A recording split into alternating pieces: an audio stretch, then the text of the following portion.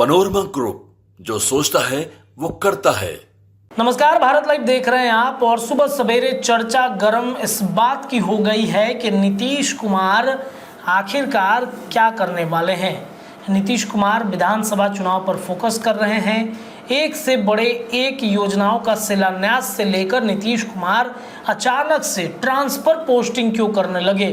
Transfer posting का मामला जो बढ़ा है बिहार के राजनीति में, ऐसा लग रहा है कि चुनाव की आहट है। नीतीश कुमार के बड़े बड़े फैसलों से तेजस्वी यादव भी हैरान हैं। बीजेपी भी नहीं समझ पा रही है कि आखिरकार क्या हो रहा है।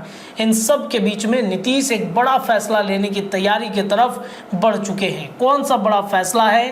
क्या वाकई में नीतीश चाहते हैं कि समय से पूर्व विधानसभा का चुनाव हो जाना चाहिए? चर्चा गर्म में आज इस विषय पर चर्चा करेंगे। बाबा हमारे साथ हैं, पूछते हैं बाबा से। कहा जा रहा है बाबा कि नीतीश कुमार बड़े हड़बड़ी में हैं। कुछ फैसला जो नीतीश लेना चाहते हैं इसके तरफ वो बढ़ चुके हैं। इससे बीजेपी भी काफ़ी हैरान है, परेशान है। क्या होने वाला है? देखिए रत्नेश, आप सवाल जो पूछ रहे हैं उस सवाल को जानने से पहले, उस सवाल का जवाब सुनने से पहले जी आपसे हम दो सवाल पूछेंगे। जी। कितने तारीख को लोकसभा का रिजल्ट हुआ था? तारीख कौन सा था? तारीख हम महीने की बात नहीं कर रहे, हम तारीख की बात कर रहे हैं। 4 तारीख था, 4 जून था। 4 जून था जी, बिल्कुल 4 जून, हाँ बिल्कुल। 2 राज्यों के चुनाव होने वाले हैं। कितने तारीख को उसका रिजल्ट निकलने वाला है? इसका 4 अक्टूबर को जी।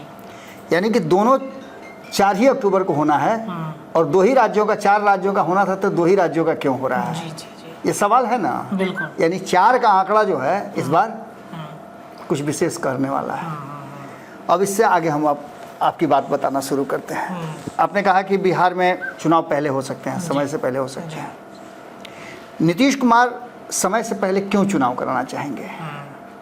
2 ही परिस्थिति में कि या तो नीतीश कुमार को ये भरोसा हो कि वो बेहतर प्रदर्शन कर सकते हैं जी जी। या नीतीश कुमार के सर्वे रिपोर्ट में जो बातें हम बता रहे हैं लगातार, जो 2024 के चुनाव परिणाम आए हैं, जिसमें हमने कई बार खबरें की हैं। सबसे पहले हम लोगों ने बताया था कि लगभग 170 से 72-74 सीटें जो हैं, 73 सीटें जी जी जी, वो लीड कर रही है विधानसभा की एनडीए गठबंधन। एनडीए गठबंधन, बिल्कुल। इसको लेकर के एनडीए गठबंधन के बाकी के दल उत्साहित हैं। भारतीय जनता पार्टी का उत्साह कम है क्योंकि वो 12 सीटें जीती है, तो उसका वो आंकड़ा नहीं है जो नीतीश कुमार का है जी। लेकिन फिर भी नीतीश कुमार अगर पहले चुनाव कराने की बात करते हैं तो इसका मतलब नीतीश कुमार को ये कॉन्फिडेंस है कि नीतीश कुमार बेहतर प्रदर्शन कर सकते हैं। लेकिन ये चुनाव इतना आसान कैसे होगा रत्नेश? कल ही की बात मैं बता रहा हूँ कि संपादक नोन मिश्रा जी का मैं देख रहा था, उपेंद्र कुशवाहा का जो बयान उन्होंने लिया है। उपेंद्र कुशवाहा ने बड़ी साफ गोई से ये बात कहा कि सब कुछ ठीक ठाक है, सीट शेयरिंग वगैरह कोई मुद्दा नहीं है। जी जी। अगर मुद्दा नहीं है तो उन्हें ये कहने की ज़रूरत क्यों पड़ी कि 2024 में हम कुछ चूक कर गए थे, इस बार नहीं करेंगे? जी। चूक क्या हुआ था उनके साथ? उनको एक सीट दिया गया था, बिल्कुल। यही ना चूक हो सकता है कि हमको 1 मिला, हम 1 हार गए तो हम कहीं के नहीं रहे। हालांकि उनको भारतीय जनता पार्टी ने रिवॉर्ड किया है। हार के बाद रिवार्ड नहीं होता है, लेकिन रिवार्ड किया है, राज्यसभा भेज। इसके अलावे आपने राजू तिवारी का बयान एक दिन पहले सुना होगा। राजू तिवारी जो रामविलास, लोजपा रामविलास के जी प्रदेश अध्यक्ष हैं। उसमें भी अगर बहुत हमारे दर्शक जो हैं बहुत ज़्यादा उस पर विशेष जानना चाहते हैं कि राजू तिवारी का क्या था, हम तो शॉर्टकट में बताएंगे। तो पंचनामा जाके देख लें, कारण कि पंचनामा में जो परसों वाला पंचनामा है उसमें नमन जी ने बड़ा बेहतरीन ढंग से समझाया है कि राजू तिवारी ने क्या किया है 2024 चुनाव में, राजू तिवारी को किस तरह से नीतीश ये चिराग पासवान रिवार्ड कर रहे हैं, और राजू तिवारी ने 38 सीट ही क्यों कहा है और 38 जीरो की चर्चा क्यों की है। मतलब इसका एक अलग फंडा है निश्चित रूप से। आप सिंपल सी बात बताइए, आपके साथ मैं चर्चा कर रहा तो मैंने बताया भी था कि क्या 38 जिला का नाम लेकर के वो हर जिला में एक अपना उम्मीदवार उतारेंगे? ऐसा नहीं है। ऐसा नहीं है। आप जिस लोकसभा में वो तीसरी बार जीत करके आए हैं, जमुई की मैं बात कर रहा हूँ, क्या जमुई में वो 1 सीट पर मानेंगे क्या? खगड़िया जो लगातार जीतते आ रहे हैं, इस बार भी उन्होंने जीत दर्ज की है, युवा वहाँ के सांसद हुए हैं, क्या वहाँ 1 सीट से मानेंगे क्या? वो अपने ही संसदीय क्षेत्रों में, जिन 5 संसदीय क्षेत्रों में उनकी जीत हुई है, उसमें वो 28-29 सीटों पे आगे हैं। तो ये क्या मतलब बीजेपी या फिर एनडीए गठबंधन मानेगा? क्योंकि जिस जमुई की आप बात कर रहे हैं, जिस खगड़िया की बात की चित कर रहे हैं, वहाँ पर तो एनडीए गठबंधन के बाकी जैसे बीजेपी के विधायक हैं, जदयू के विधायक हैं, वहाँ पर तो इस पे क्या वो लोग मानेंगे? ऐसा तो लग नहीं रहा है। सिटिंग विधायक हैं वहाँ के वो। बिल्कुल आप सही बात कह रहे हैं, लेकिन जहाँ बीजेपी के विधायक और जेडीयू के विधायक नहीं हैं, जहाँ पिछली बार पहले और दूसरे नंबर पर, यह भी खबर आप लोगों ने किया जी जी जी कि पहले, दूसरे और तीसरे नंबर पर जहाँ जहाँ आया है लोक जनशक्ति पार्टी, वहाँ तो अपनी दावेदारी करेंगे। उपेंद्र कुशवाहा, जिनकी हम चर्चा कल ही कर रहे थे कि वो लगभग 7.5 लाख से ज़्यादा वोट लेकर के आए थे, तो उनके वोटों को भी तो काउंट कीजिएगा ना आप। बिल्कुल। इसके अलावा उपेंद्र कुशवाहा की अपनी एक पहचान है। आपने उपेंद्र कुशवाहा को क्यों रिवार्ड किया? इसलिए कि कुशवाहा वोटर उनके साथ हैं, इसलिए आपने रिवार्ड किया, वरना हारने वाले तो बहुत सारे लोग हैं। कहाँ नहीं रिवार्ड कर दिया आपने? कटिहार से इतना कम मार्जिन से हारे दुलालचंद गोस्वामी, क्यों नहीं रिवार्ड उनको कर दिया? रिवार्ड करना चाहिए था ना। बिल्कुल बिल्कुल। बहुत सारे ऐसे नेता हैं जो कम मार्जिन से हारे हैं, उनको रिवार्ड तो आपने नहीं किया। लेकिन उपेंद्र कुशवाहा को रिवार्ड किए कि 2 कारण हैं। एक तो वो कुशवाहा समाज से हैं, और कुशवाहा समाज आपके साथ छिटक रहा है। कुशवाहा जीत करके कहाँ से आ रहा है?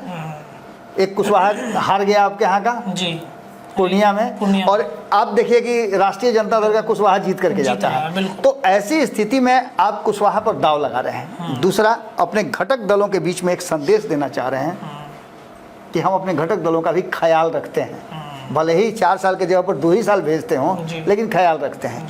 ये सारी परिस्थितियां कहीं ना कहीं इस बात की तरफ इशारा कर रही है कि जो 4 अक्टूबर को रिजल्ट होने वाला है हरियाणा का और श्रीनगर, जम्मू कश्मीर का, जम्मू कश्मीर और हरियाणा के रिजल्ट से पहले बहुत सारी बातें हो रही हैं। इंटरनेशनल राजनीति में अगर थोड़ा सा भी आप इन करते हैं, या नेशनल राजनीति में आप थोड़ा सा इन करते हैं, तो आपको 2 चीज़ें बहुत महत्वपूर्ण नजर आएंगी। एक, कौन सी ऐसी बात राहुल गांधी ने कही अमेरिका में जिसको लेकर के विवाद मचा हुआ है? जी जी जी। ऐसी कोई बात नहीं है जिससे विवाद का कारण बने। आरक्षण के बारे में जो उन्होंने बात कही है वो बहुत ही मार्केबल बात है, और उसकी चर्चा हमेशा हुई है। यही आरक्षण की समीक्षा का बात कहा था मोहन भागवत ने 2015 में, तो सरकार उनकी गिर गई थी। लेकिन मोहन भागवत में भी वही बात कही थी जो आज राहुल गांधी कह रहे हैं। राहुल गांधी ने कहा है कि आरक्षण एक अच्छी प्रक्रिया है जिसके तहत हम उन लोगों को जो लास्ट पायदान पर खड़े हैं उनको मेन स्ट्रीम में ले आकर के बराबर करेंगे। लेकिन आज हमारे आदिवासी, दलित और अन्य वर्ग जो हाशिए पर हैं वो उस धारा में नहीं आ पाए हैं, इसलिए आरक्षण को हम समाप्त नहीं कर सकते हैं। अब इस बात को आरक्षण समाप्त करने की बात कह करके जोड़ करके आप चीज़ों को बदल रहे हैं। जी जी। दूसरा सबसे महत्वपूर्ण बात कि राष्ट्रीय राजनीति में एक और घटना घटी है। अरविंद केजरीवाल बाहर निकल रहे हैं। जी। अरविंद केजरीवाल और का हरियाणा में ट्यूनिंग नहीं बना है, पता है ना आपको? कांग्रेस के साथ ट्यूनिंग नहीं बना है, और सीट बंटवारे को लेकर के भी मतलब सीट बंटवारा भी नहीं हो पाया है जितने हिसाब से होने। इसी के चलते ट्यूनिंग नहीं बना है। यहाँ तो सबकी अपनी अपनी माया है। सुरनर मुनि सबकी हरितिया स्वार्थ लाइक कर रहे हैं, सब स्वार्थ में एक दूसरे से जुड़े हुए हैं। लेकिन उसके बाद जो अरविंद केजरीवाल को बेल मिला है रत्नेश, उस बेल के आप पूरे प्रक्रिया को सुनेंगे तो आपका ब्रेन घूम जाएगा कि बेल ऐसा कौन सा बेल है जिसमें इतनी सारी हर्डल उसमें खड़ा कर दिया गया हो कि आप यहाँ से जाइए सीधे अपने घर जाइए, आप मंत्रालय नहीं जा सकते हैं, आप कोई भी डिसीजन नहीं ले सकते हैं, लेकिन चुनाव प्रचार कर सकते हैं। बिल्कुल जी। ये क्या है? ये कितना बड़ा गेम है आप समझिए। एक रणनीति का हिस्सा हो सकता है, बहुत बड़ी रणनीति का हिस्सा है ना। भारतीय जनता पार्टी का जो स्थिति है, आप विनेश फोगाट वाली बात कर लीजिए। विनेश फोगाट तो चुनाव से पहले ही जीत गई हैं। आपको पूरे हरियाणा में विनेश फोगाट के अलावा और कुछ सुनाई दे रहा है क्या? बिल्कुल नहीं, बिल्कुल नहीं, बिल्कुल नहीं। इस सारी परिस्थितियों को देख रहे हैं नीतीश कुमार, और नीतीश कुमार ने इसीलिए 4 तारीख का डेट मुकर्रर किया है। एक 4 तारीख का डेट मुकर्रर नीतीश कुमार के लिए हुआ था कि यदि नीतीश कुमार को 12 सीटें आज नहीं आई होती और 4-5 पे कहीं टिक गए होते तो आप देखते कि नीतीश कुमार की पार्टी में भगदड़ मच गया होता।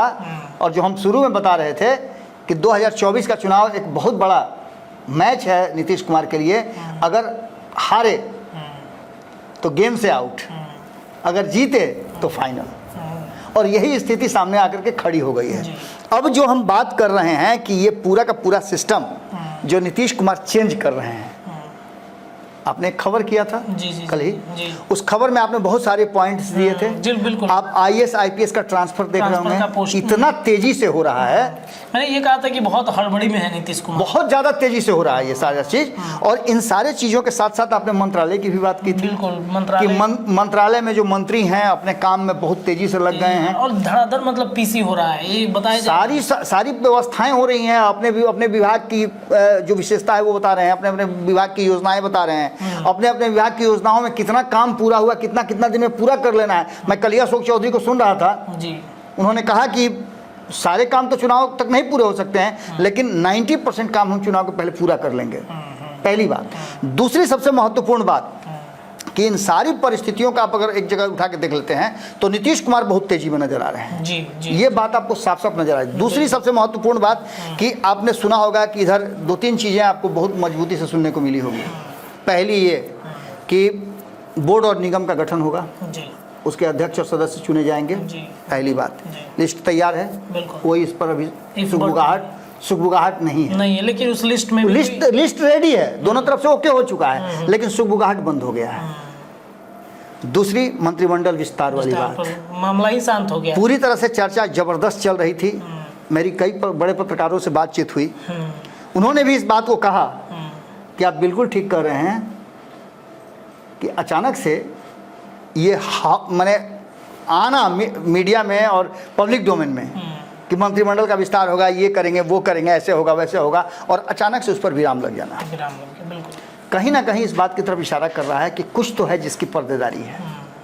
बात यही नहीं है, इसके अलावे और कई पॉइंट्स हैं जिसमें आपने देखा होगा कि संजीव हंस वाला मामला एक बार फिर से बहुत तेजी से बूम कर रहा है, और ये तब से हुआ है जब से नीतीश कुमार को लेकर के हमलावर हुए हैं तेजस्वी यादव और लालू प्रसाद और तेजस्वी यादव की पूरी टीम।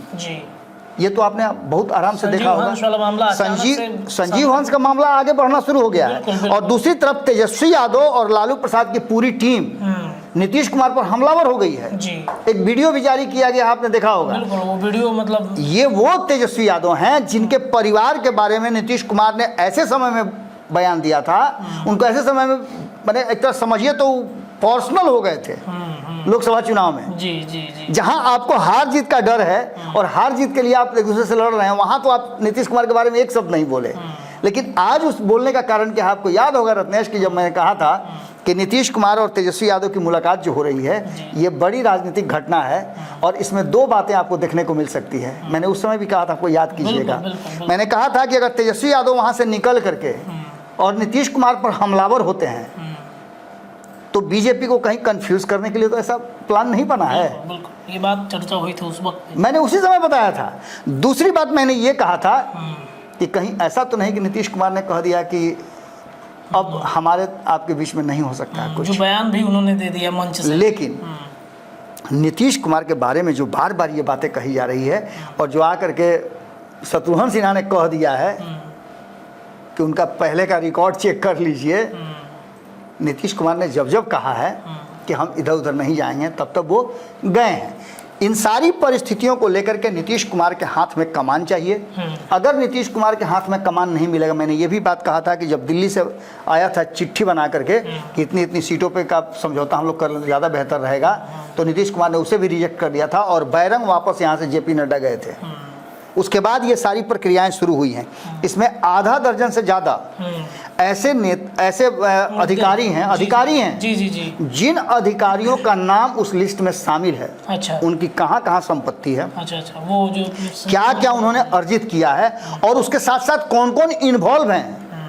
उसमें से कुछ लोगों को सप्लीमेंट्री नहीं होता है, सप्लीमेंट्री उन पर छापा मार करके उनको अभी से खींच लिया गया, जगह में रखा गया है, अपने लूप में रखा गया है कि जरूरत पड़ी तो उनसे और भी ज़्यादा जानकारियाँ उगलवाई जा सकती है। अब बीजेपी वीडियो जारी करवा सकती है। बिल्कुल। तो ये सारी प्रक्रियाएं और सारी परिस्थिति, ठीक है, नीतीश कुमार के बारे में आप कह लीजिए कि नीतीश कुमार बहुत ही साफ सुथरा हैं, कहीं भी उनका कहीं दाग नहीं है, लेकिन नीतीश कुमार के इर्द गिर्द लोग में दाग तो है ना। संजीव हंस कौन है? नीतीश कुमार के करीब रहने वाले लोग अफसर हैं। बिल्कुल। तो ऐसी स्थिति में बहुत सारे अफसर हैं जिनका नवरत्न उनके जो कहे जाते थे, उसमें से 6-7 लोग ऐसे हैं जिन लोगों का उस लाल डायरी में नाम है। और धीरे धीरे उनके करीबी जो उनके लिए काम करते हैं, कई एजेंसियां हैं जो कहती तो हैं कि हम विदेश से हैं, लेकिन उसका सारा काम करने वाले लोग इसी बिहार के हैं और हिंदुस्तान के हैं। बिल्कुल बिल्कुल। तो ये सारी परिस्थितियां, सारी जांच पड़ताल धीरे धीरे होने लगी है। आपको एक और अंतिम बात बोल करके मैं अपनी बात को रोकूंगा कि आपने एक खबर सुनी होगी, 2 दिन पहले मैंने किया था, जिसमें एक रिपोर्ट मुझे प्राप्त हुई थी दिल्ली से कि गृह मंत्रालय ने नीतीश कुमार से बिहार में बहुत सारी बातों पे जानकारी मांगी है। बिल्कुल। ये बांग्लादेश के कितने शरणार्थी रहते हैं, ये सारी बातें आप देखिएगा ठंडे बस्ते में डाला हुआ है। आखिर इसका क्या होगा? कहीं से रिपोर्ट भेजा नहीं जा रहा है, रिपोर्ट कहीं कोई रिपोर्ट नहीं भेजा गया है। और ऐसी स्थिति में एक बात तो साफ है कि मैं कल ही बता रहा था आपके साथ खबरों में कि जो अंतर था वो बड़ा अंतर था, और उस अंतर को पाटने के लिए नीतीश कुमार एक बड़े फैक्टर हैं। और नीतीश कुमार का इंतजार दोनों ही गठबंधन में हो रहा था, अभी भी हो रहा है और आगे भी होता रहेगा, लेकिन इस शर्त पे नहीं कि आप चिराग पासवान का सीट काट लीजिए, उपेंद्र कुशवाहा का सीट काट लीजिए, सबको सेफ रखना है। बिल्कुल। भारतीय जनता पार्टी को ये सुनिश्चित करना होगा कि 2020 की तरह नहीं हो कि चिराग पासवान गठबंधन से बाहर चले जाएं और सिर्फ हराने का काम करें, जीतने का काम नहीं करें। अगर चिराग पासवान 20 सीट ही लेकर के आते तो आपको क्या लगता है कि वो 10 से 12 सीट जीत करके नहीं आ जाते? तो 10-12 सीट लेकर के आते तो नीतीश कुमार पर दबाव कितना पड़ता? भारतीय जनता पार्टी तो सरकार बनाने की स्थिति में रहती जी। कुछ ही सीटों का अंतर पड़ता, दाएं बाएं होकर के सरकार बन सकती थी। तो इस बार कहीं से भी भारतीय जनता पार्टी वो गलती नहीं करेगी कि नीतीश कुमार के कहने पर किसी को गठबंधन से आउट कर दे। ऐसी परिस्थिति दूर दूर तक नजर नहीं आ रही है, क्योंकि कल जब नमन जी से बातचीत हो रही थी तो मैंने देखा उस खबर में कि उपेंद्र कुशवाहा का कॉन्फिडेंस बहुत हाई था। नमन जी के हर पेचीदे सवालों का भी जवाब उन्होंने बहुत सहजता से दिया और साफ कर दिया कि हम कहीं नहीं जा रहे हैं और कुछ भी नहीं हो रहा है, एनडीए गठबंधन है, समझे। तो ये बड़ी बात है और इसी को लेकर के हम आपको बता रहे हैं कि जिस तरह से नीतीश कुमार ने तैयारी शुरू कर दी है, ट्रांसफ़र पोस्टिंग हो रहा है, विभागों में काम शुरू हो गए हैं, मंत्री अपने काम में लग गए हैं, उद्घाटन और शिलान्यास होना शुरू हो गया है, इसके साथ साथ नीतीश कुमार एक्शन में आ गए हैं। तो ये सारी बातें इस तरफ इशारा करती है कि हरियाणा का रिजल्ट अगर भारतीय जनता पार्टी के पक्ष में नहीं जाता है तो नीतीश, मैंने शुरू में आपको रखने से बताया था, राहुल गांधी, अब ये बात तेजस्वी यादव की नहीं रह गई है। तेजस्वी यादव से नीतीश कुमार आधी रात में समझौता कर लें, लेकिन उनके साथ समझौता करने से वो बातें नहीं हो पाएंगी जो नीतीश कुमार चाहते हैं। नीतीश कुमार के इन लोगों को कौन बचाएगा? जो आधा दर्जन लोग हैं, कौन बचाएगा? एक ही चीज़ बता सकता है कि यदि नीतीश कुमार के हाथ में राहुल गांधी ले जा करके दे दें कि ये लीजिए 272 का आंकड़ा और जाइए सरकार बनाइए, यही एक परिस्थिति है जिससे बिहार में बड़ा परिवर्तन होगा। वरना मैं फिर से इस बात को रिपीट कर रहा हूं कि बिहार में कोई भी चेंजेस नहीं होगा और इस बात का दावा तो हमारे संपादक भी करते हैं। बिल्कुल। देखिए, तो नीतीश कुमार के फैसलों को लेकर के हम चर्चा गर्म में बातचीत कर रहे थे। फिलहाल आज की चर्चा में इतना ही, लेकिन आज सुबह से लगातार आपको भारत लाइव पर चर्चाएं गर्म मिलेंगी। बहुत बहुत धन्यवाद। पनोरमा ग्रुप, जो सोचता है वो करता है। अगर ये वीडियो पसंद आई और वह बिहार के राजनीति और बिहारियत से सरोकार रखेनी तो सब्सक्राइब बटन दबा के चैनल के सब्सक्राइब कर ली। ओजे एगो घंटी बा, ओकरा बटन दबा देला से कुल सटीक और मारक खबर रुआ मुफ्त में मिल जाई। अगर रुआ पत्रकारिता के हमनी के नया प्रयोग में सहयोग कर चाहतानी तो ज्वाइन बटन दबा दी। पेटीएम नंबर नोट कर ली 9386816700। धन्यवाद।